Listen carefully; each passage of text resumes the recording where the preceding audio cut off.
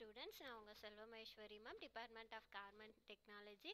So third year ஸ்டூடெண்ட்ஸுக்கு என்னை நல்லாவே தெரியும். நான் இப்போ எடுக்க போகிற சப்ஜெக்ட் என்ன அப்படின்னு சொல்லி பார்த்தோன்னா அப்பேரல் மெர்ச்சன்டைசிங். ஸோ அந்த அப்பேரல் மெர்ச்சன்டைசிங்னா என்ன அப்படின்னு சொல்லி பார்த்தோன்னா இந்த இந்த டாப்பிக்கில் நம்ம சில மெர்ச்சன்டைசரோட ஃபங்க்ஷன்ஸ் என்னென்ன, மெர்ச்சன்டைசிங்னா என்ன, அவரோட ரோலு, அவருக்கு என்னென்ன திறமைகள் இருக்கணும், என்னென்ன தகுதிகள் இருக்கணும், நம்ம எதுக்கெல்லாம் அப்ரூவல் வாங்குவோம், எந்த சாம்பிளுக்கு அப்ரூவல் வாங்குவோம், எங்கெங்கெல்லாம் இன்ஸ்பெக்ட் பண்ணுவாங்க, எந்த பிளேஸ்லலாம் இன்ஸ்பெக்ட் பண்ணுவாங்க அப்படின்னு சொல்லிட்டு நம்ம ஃபஸ்ட் யூனிட்டில் பார்ப்போம்.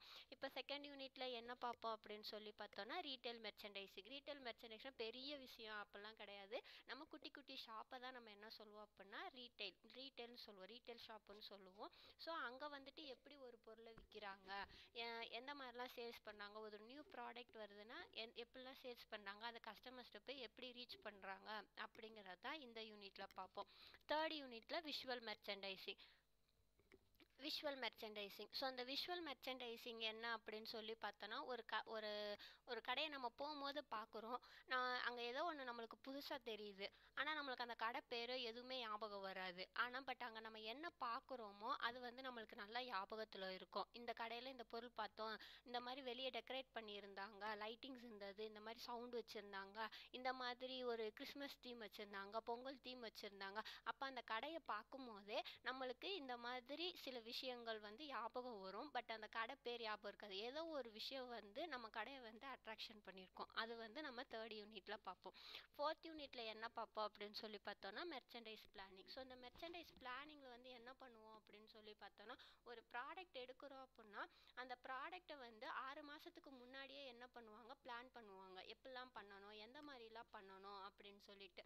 ஸோ அதே இது அடுத்து ஒரு ப்ராடக்ட் வரும்போது அதை இன்னும் எப்படி டெவலப் பண்ணலாம், இன்னும் என்ன மாதிரிலாம் பண்ணால் சீக்கிரம் முடித்து ஷிப்மெண்ட் பண்ணலாம் அப்படின்னு சொல்லி பார்ப்போம். அதே மாதிரி பர்ச்சேஸ் ஆர்டரிங் பார்ப்போம்.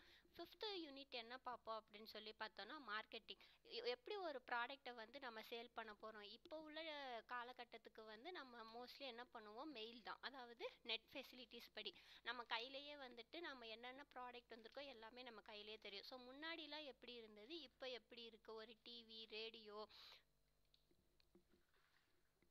ரேடியோ அதே மாதிரி சில மேகசின்ஸ் இருக்கட்டும், அதுக்கப்புறம் மெயிலு, டைரக்ட் மெயில் பண்ணுறது. ஸோ எல்லாமே வந்துட்டு இப்போ உள்ள அட்வான்டேஜஸ் தான்.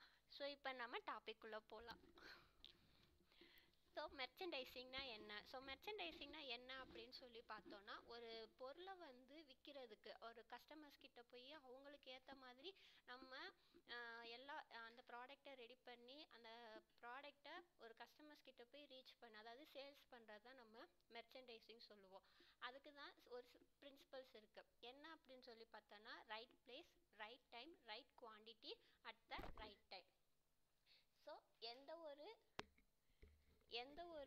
ப்ராடக்டாக இருந்தாலும் சரி, நாங்கள் கஸ்டமர்ஸ் கிட்ட கரெக்ட் டைமுக்கு அவங்க கைக்கு போய் சேர்ந்துச்சு அப்படின்னா எந்த ஒரு ப்ராடக்ட்டும் அவங்களுக்கு பிடிச்ச மாதிரி இருந்துச்சு அப்படின்னா அக்செப்ட் பண்ணிப்பாங்க. அதே மாதிரி அந்த ப்ராடக்ட்டும் ரொம்ப நாளைக்கு அவங்க யூஸ் பண்ணுவாங்க. ஸோ இது மெர்ச்சன்டைசர் அப்படின்னா யாருன்னு சொல்லி பார்த்தோன்னா பையர் அண்ட் எக்ஸ்போர்ட்டர். அதாவது பையருக்கும் சப்ளையருக்கும் நடுவில் இருக்கிறவர் தான் மெர்ச்சன்டைசர். ஸோ ரெண்டு பேர்கிட்டையுமே இவர் என்ன பண்ணுவார் அப்படின்னு சொல்லி பார்த்தோன்னா கம்யூனிகேட் பண்ணிக்கிட்டே இருப்பார். ஒரு பையருங்கிறவர் ஆர்டர் கொடுக்குறவர், எக்ஸ்போர்ட்டருங்கிறவர் வந்து சப்ளையர்.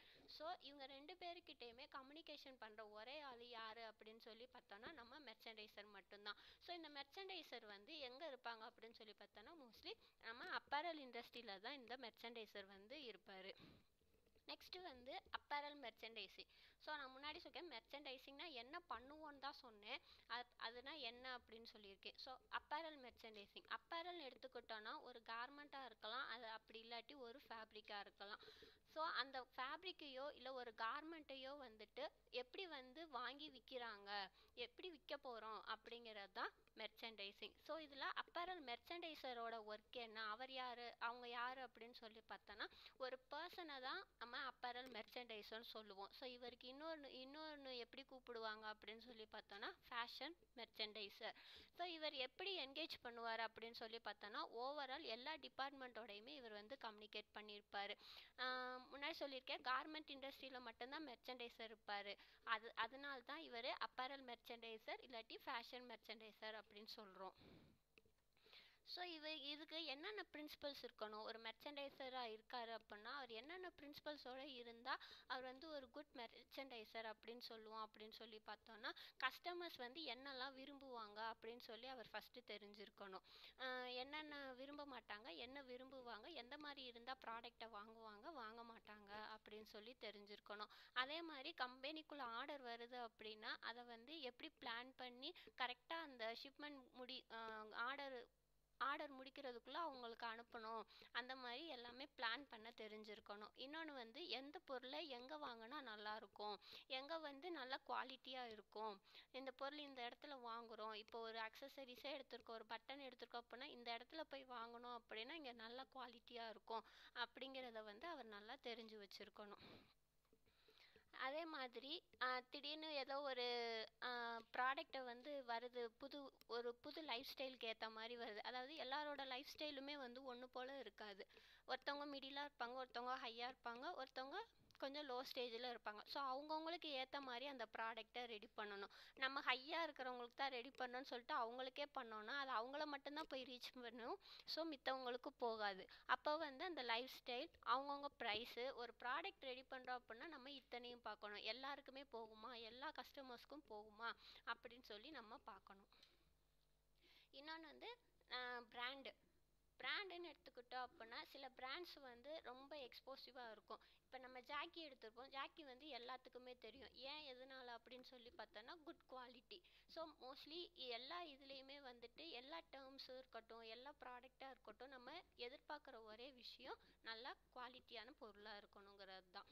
நெக்ஸ்ட்டு வந்து கஸ்டமர்ஸ் இன்னும் என்னென்ன விரும்புவாங்க அப்படின்னு சொல்லி பார்த்தோன்னா ஆஃபர் இருக்கா, டிஸ்கவுண்ட் இருக்கா, இல்லை செகண்ட் ஹேண்டில் எப்படி இருக்கும், அதுக்கப்புறமேலு நிறையா ரிட்டன் கொடுத்தா என்ன பண்ணுவாங்க, இதை தவிர்த்து இன்னும் எவ்வளோ ஃபெசிலிட்டிஸ் இருக்கா அப்படின்னு சொல்லிலாம் நிறையா கஸ்டமர்ஸ் எதிர்பார்ப்பாங்க.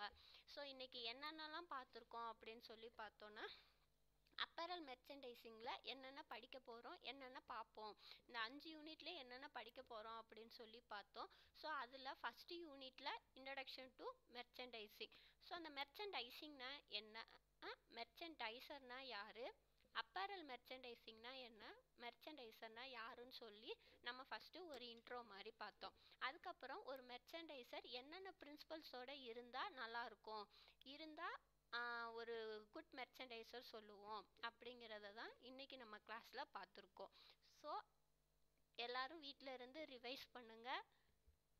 வீட்டில் இருக்கோம், நம்ம படிக்கிறோமா படிக்கலையான்னு யாருக்கும் தெரியாது அப்படிலாம் நினைக்காதீங்க. எல்லாருமே கொஞ்சம் புது சப்ஜெக்ட் படிக்க போகிறீங்க. ஸோ டெய்லி என்னென்னு உங்கள் ஃப்ரீ டைமில் அந்த வீடியோ எடுத்து ரிவைஸ் பண்ணிக்கிட்டே இருங்க. ஸோ நெக்ஸ்ட் கிளாஸ் பார்க்கலாம்.